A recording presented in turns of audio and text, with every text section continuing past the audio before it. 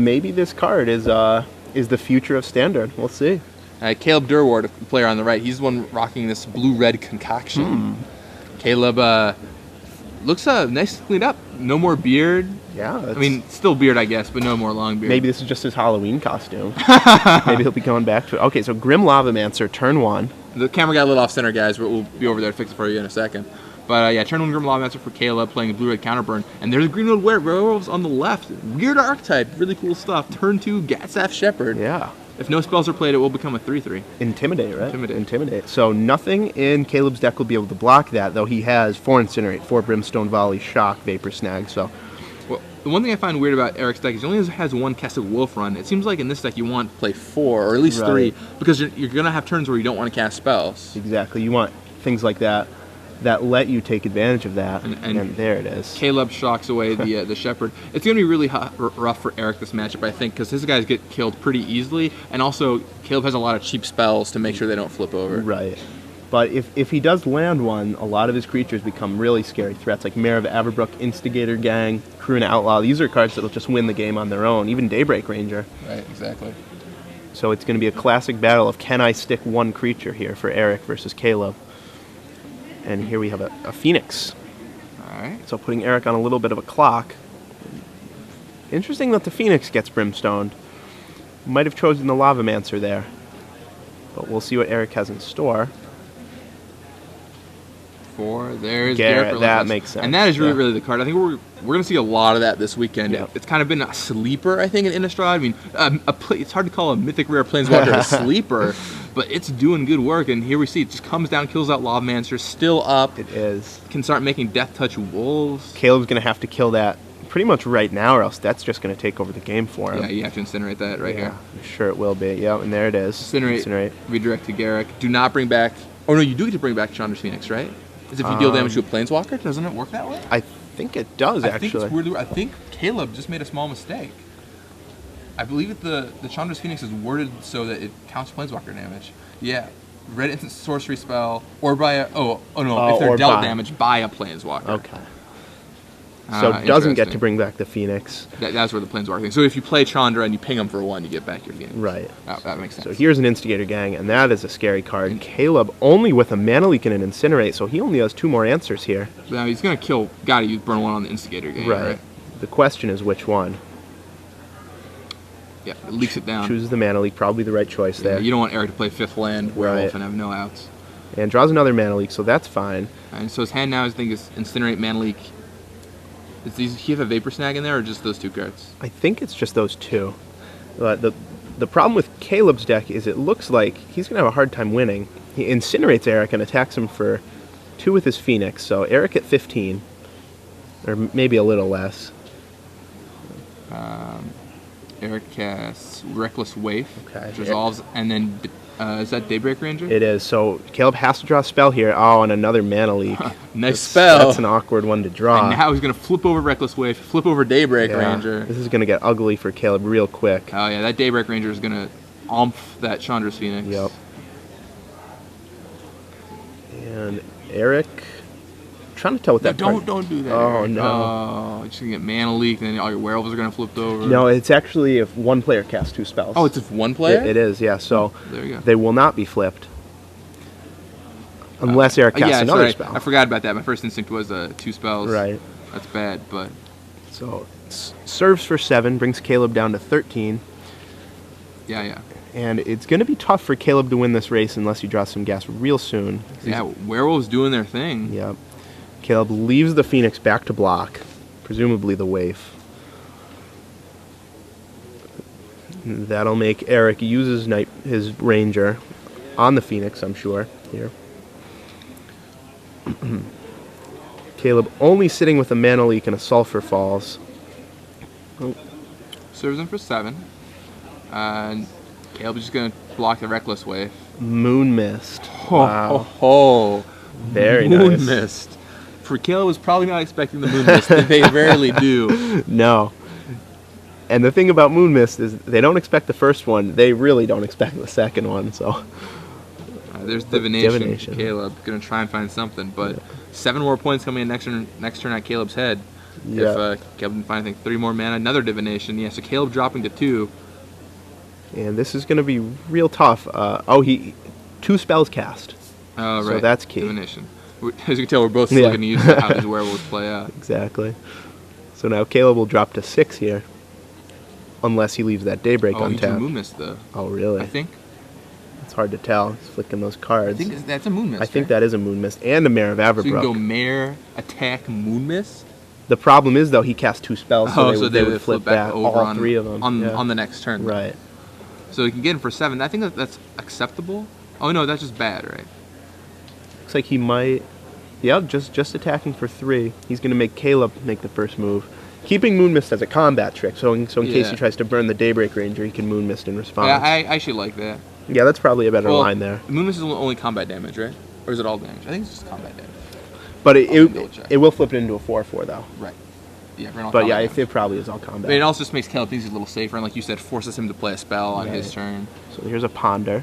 So he's Shock, and is that Chandra's Phoenix? I think it is. But he's at 4 life. He doesn't have much room for error here. Has to find pretty much the perfect sequence of spells to stay alive. Keeps those, draws the Phoenix. Play the Phoenix and block potentially. Block plus burn. Still probably not going to be enough because of that Moon Mist that we know Erik has. Mm-hmm. Yeah, pulling out that Moon Mist and Construct. That card is a beating and limited. It is. Constructed. Not a card I expected to see this weekend at all. Moon Mist was not on my short list. Caleb going to try and attack that Phoenix? Erik is at 11. That seems like a risky proposition here. All right. Caleb serves in, drops Erik to 9. He must have a plan. Is Caleb going to burn something? Is it a Vapor Snag in Caleb's hand? I think he is Vapor Snag. The problem is Erik's going to attack, and Caleb will have to make the first move.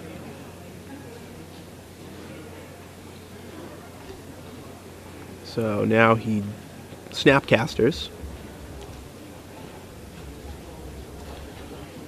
Flashing back Shock, and there's the Moon Mist. I think Erik could have won last turn, right? Because if he just had Moon Mist with the Mare would have pumped all the werewolves. Oh, that's right too. Yeah, I guess he could have. I forgot about that extra pump on those. As did I. But it doesn't matter. Erik still takes it down either way. We saw Moon Mist steal that game away. Wow. Caleb does not look happy to be Moon Misted out of the game. Not happy at all, shaking his head there. As a rogue deck builder himself, though, I'm sure Caleb can respect what's going on here. So let's go to the sideboard of these crazy decks. Let's look at Erik Peters first, since he took that game down. What do we think? 2 Beast Within, 4 Prey Upon, 4 Ancient Grudge, 4 Traitor's Blood, 1 Full Moon's Rise. This is almost like a deck out of Innistrad Limited right here.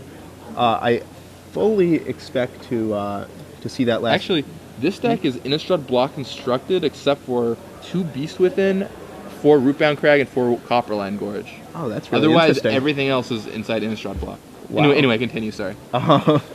Let's see. I definitely expect Caleb to not bring in Ancient Grudge, not bring in Prey Upon. Beast Within, questionable choice, probably not. Since anything you're Beast Withining, probably going to be smaller than a 3/3 anyway. Even Traitorous Blood against this deck, there is not much to steal. Maybe only Full Moon's Rise. Yeah, you maybe bring that 1 Full Moon's Rise. What do you want to cut? Garruk Relentless, maybe? Or maybe he's going to be okay. He can still make Wolves for you, right? Yeah, actually, Erik's main deck seems really well set up to fight against Caleb right now. There are almost no changes he needs to make. Maybe Moon Mist, actually. Yeah, maybe you cut 1 Moon Mist. Not a lot of combat going on. Full Moon's Rise helps protect your werewolves, right, so maybe you swap one of those out. But I think Erik's probably going to do almost nothing. How about we go over to Caleb? He's certainly going to look into his sideboard. Yep. Caleb has 2 Manic Vandal, 3 Arc Trail, 3 Flash Freeze, a couple Koth to complement the one in his main deck, some Dismembers, 2 Spellskite, and another Molten Steel Dragon. So what do you expect Caleb to bring in here? I think 2 Dismember, 3 Arc Trail, 3 Flash Freeze probably sounds about right. Yeah, those are definitely coming in. And I mean, Koth is nice, but I don't think you really have the room to bring those in. No, against a deck that's clearly going to be the aggressor, Erik's deck, I don't think Koth is what you really want to be doing here. Molten Steel Dragon also probably better against a slow deck. So probably just those 8. It looks like he'll be taking out definitely the Negate. Probably he'll take out his 1 Koth in the main. And as for the others, probably the Molten Steel Dragon. And then he'll probably just trim something like Divination But there's really not much to take out for Caleb here. He sort of has a tight little package of removal, mana leaks, and some aggressive creatures. Right. You don't want to cut too much cheap stuff either, because you want to make sure that you can flip those werewolves back over Exactly. in a pinch. Though Arc Trail is really good against fighting unflipped werewolves. So we'll see if maybe his plan's just going to be to keep them from flipping, though Moon Mist does make that pretty awkward. Do you think we're going to see him cut Delver Secrets? We might. The way Or that is that just too good? The way that game played out, Erik had way more threats than Caleb had answers for, so it may just be that Caleb needs to have a beatdown plan, because if Erik keeps one threat alive, it's not gonna be good for Caleb. So we'll see. I have a feeling he's gonna cut spells for spells. I don't think he'll cut creatures for spells here, except maybe that one Molten Steel. But Yeah, maybe the Molten Steel Dragon. I don't know about that one. Yeah, otherwise, I think Erik Peters has the advantage game one. After sideboarding, I think he might still have a slight advantage. I but think so. Caleb gets a lot of removal. yeah. Flash Freeze just as hard counter, just as a straight 1 blue and 1 hard counter in his deck. Yeah, Caleb can just kill a bunch of stuff. Gets a 1 mana, no questions asked removal spell and Dismember. Can kill any werewolf in Caleb's deck, flipped or otherwise. Moon Mist can't protect it. So I think this matchup's going to be really close after sideboarding. I think it's just going to come down to a race, pure and simple. I really like Erik Peters' deck. I think it's really interesting. It's a tight little package. There are no cards that really stand out. Brimstone Volley is maybe a little questionable. I'm not sure about that one. Really? It seems so good. I mean, you have to have some removal spells, right? Right. I think if you're going to pick a removal spell, Brimstone Volley is probably the best one to pick. It's definitely the highest impact. What would you have played, like Incinerate or something Yeah, else? I was thinking Incinerate just for 1 less mana, but a lot of combat's going to be happening. A lot of creatures are going to be dying. So I'd imagine Brimstone Volley is always full power. Though we will see. No Brimstone Volleys were cast on either side, I don't think, that game. No, but that's certainly one of the cards to watch. Right. It's going to be interesting to see if Caleb can finish him off with a Snapcaster Brimstone Volley. Alex Varno points out on Twitter, seems like Inferno Titan would be in Caleb's deck. Yeah. Agreed. I think Inferno Titan, I might like that over the Molten Steel Dragon, for example. Caleb only has 22 lands to support it, but if it ever comes down, it is a powerful threat. And he has Ponders and Divination to try and dig to more land if he decides that that's his plan. But yeah, Inferno Titan, definitely a really good fit. Let's see. All right, looks like the players have drawn their opening sevens, and we're about to head off to the races. Yep. Caleb on the play, leads with the Delver. And Caleb out for the checklist card plan. Interesting. Last week we saw Colossal Fuentes in his Legacy top 8, which he also took down with Delver of Secrets. Yep. Who just played the checklist card, never played another card. Also, it flips on the first opportunity. He flips a Dismember. That's always good. Turn 1, Blue Wild and the Coddle of the Flies. Pretty much I guess exactly, you have yeah. 1 less toughness. Not too relevant in this matchup. All right, 2 mana featuring is that a Mare of Averbrook? Yeah. I think that's a game day Mare of Averbrook there. Yeah, pre-release. Pre-release Mare of Averbrook. Yeah, and Caleb has to kill that right Yeah, away. just- No way you can leave that alive. Otherwise, it just creates so much power. Right. And yeah, instantly Incinerate for Caleb. Not even going to untap. So it draws another Dismember. So Caleb, really stocked up on removal spells right here, is just going to try and protect this Delver, ride it to victory. He has a Snapcaster, a red burn spell of some sort, it looks like. No, it's a Chandra's Phoenix. And Erik, just content to play Croon Outlaw. And Dismember wipes it away. Yep.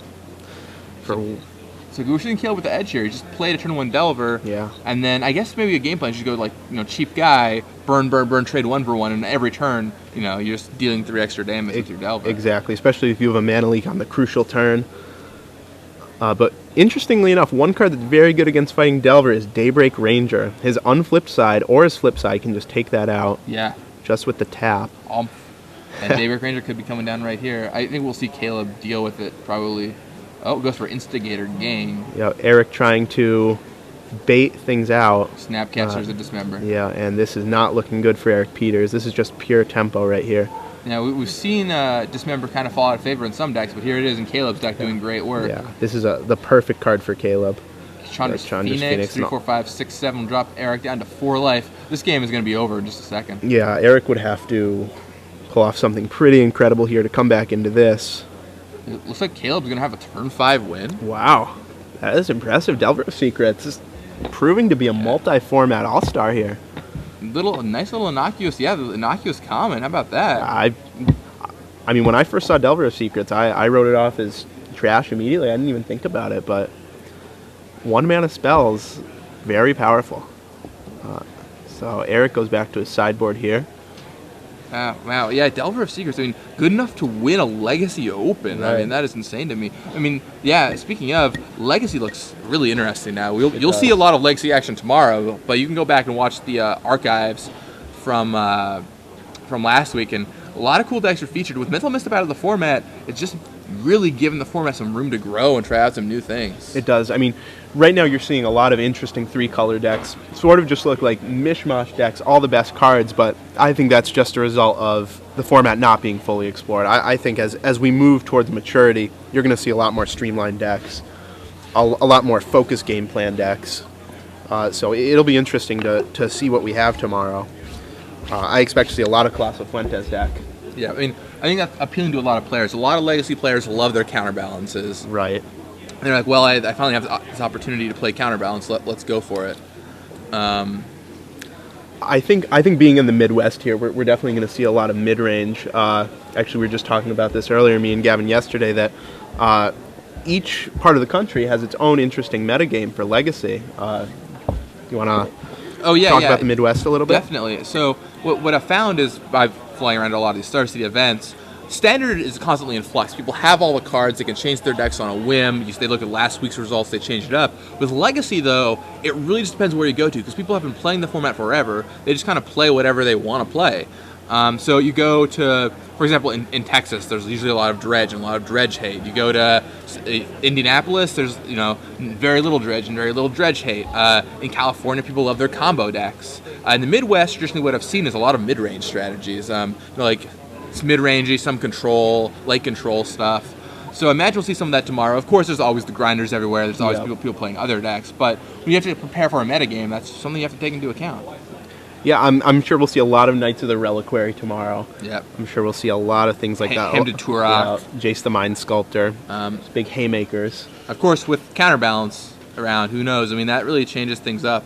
You have to kind of find other ways to get around that. One player earlier was talking about Wispmare as a potential way to deal with it. You go, threes are harder for them to deal with sometimes. Yeah, classically, they usually just have a couple Vendilion clicks, maybe like an Oblivion Ring, but not much. Not much to counter a 3-drop. Which is weird. One of the best ways to beat counterbalance decks is just to play expensive cards. Yeah, exactly. I played a blue-white deck once in Legacy that had Eternal Dragon. And it's like, can't beat Eternal Dragon. Good luck. Yeah. Good luck flipping a 7, sir. It's not going to happen. You're playing Commandeer? It's about the only one you could reasonably play. I mean, they also have 5s or Force, I guess. Yep. They have Forces, but 4 is a tough spot. 4 is usually only Jace the Mind Sculptor, maybe a Moat or something. Yeah, exactly. But 5's a problem spot. 6, almost nothing at 6, but 2, 1, and 5 you generally want to avoid against counterbalance. So do you think we're going to see a lot more of the Enlightened Tutor version of the counterbalance decks in coming weeks? Or? Well, I think players like playing those kinds of decks, so we will definitely see some. It's the kind of thing where, so Legacy does have a very large regional metagame, but also it's the kind of thing where someone's like, well, I used to like this deck, it did well this week, let's pull it out of my shoebox and play it again. Right. So you're like, well, Counterbalance is doing again, let's play Enlightened Tutor. Try some of that. I don't think it'll be a huge metagame for us, but I think players who are good like to play that kind of deck. So, I wouldn't be surprised to see, for example, I know Caleb has played, or not Caleb, Adam Barnell has played this deck before, so I could see him pulling it out in some of the East Coast Opens. And I could definitely see it coming out of the woodwork. But in the meantime, we got, of course, 6 more rounds of standard action coming for you. Yep. So the players have drawn their opening hand, about to start here, deciding mulligans. It looks like Erik's going into the tank on this one, but he is keeping, as does Caleb. And turn 1, Reckless Wave, see if that gets the flip. That is the start that Erik probably needs against Caleb, a little faster. There's a 1-drop Ponder. Unfortunately, Caleb had that. Of course, if Legacy isn't your thing, too, I just want to mention there's also the draft opens always on Sunday, too. Oh, yeah, 2 of them. Each one is 6 rounds, and cuts to the top 8 where you do a second draft. And those are fun. Yep. Time drafts, stamp cards. $2,000 prize pool in that mix. Shoot for the Invitational, all kinds of great stuff. So Caleb leaves the cards on top of his Ponder, draws 1, ships back to Erik Peters. And I see a Daybreak. I see a Mare in there. But he Serves with Reckless Wave. attacks for 1, says Oh, go. no, Wow. for Erik. That's not good. No second land. Wow, interesting that he kept a 1-lander on the play. Only has one spell. I mean, what if his Reckless Wave just got killed on turn 1 by Caleb? Right. I mean, It's a risky keep for Erik. on the play, wow. We'll see if he can peel another land here. It'll probably have to be soon, or else Caleb will probably just take control of this game. And an Arc Trail for Caleb takes out the waif and pings Erik for 1 on the way out. And there is a land. There is a land for Erik. Okay, so he can get down a Mare of Averbook here. I'm sure that'll be his play. I think Eric's hand is like 2 Mares, a Gas Shepherd, Staff. which he just cast, a Full Moon's Rise. Daybreak Ranger, I see in Daybreak there. Ranger. I don't know if I would have kept the hand if I was Erik. No, I think you have to go to 6, especially with the deck as consistent as Erik's. Every game's going to look the same. And as consistent as Caleb's. You Right. don't want to lose that race. You just stumble for a turn or two and you're going to get tempoed out. Exactly. You don't want to be man screwed against a tempo deck. So Caleb, Snapcaster's a Ponder, so he's Incinerate, Shock, and I think another Snapcast? I think so too, and I'm sure he'll keep those.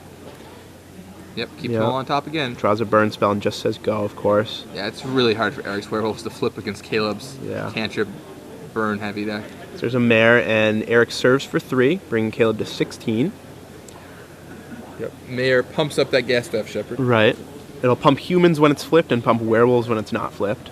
Yep. Worth noting that all the humans are also werewolves while they're unflipped. Right. So if you have a flipped Mare and you play another unflipped werewolf, it will get +2/+2. It will.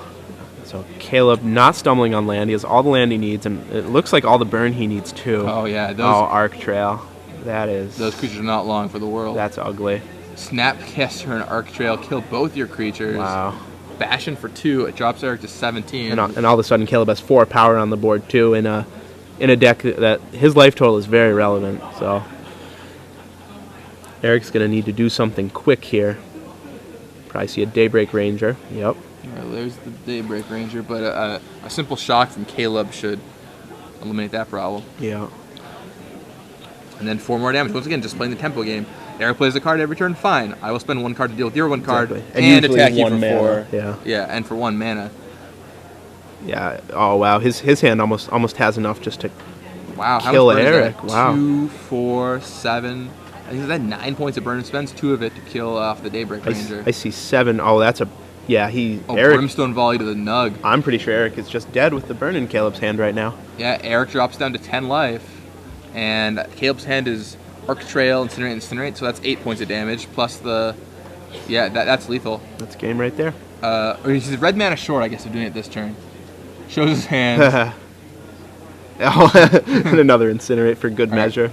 Arc Trail, yeah, and Wow. that's it. Caleb takes advantage of Erik's mana screwed situation. He does, so maybe the matchup that we thought was going to be favorable for Erik is really better for Caleb. I mean, Caleb's deck was really showcased in those last 2 games. He really came out of the gates fast. Yeah, I mean, I felt like Caleb had a pretty good draw in game 2. I mean, flipping Delver on turn 2 is obviously really good, but then game 3, Erik's hand was not impressive. Exactly.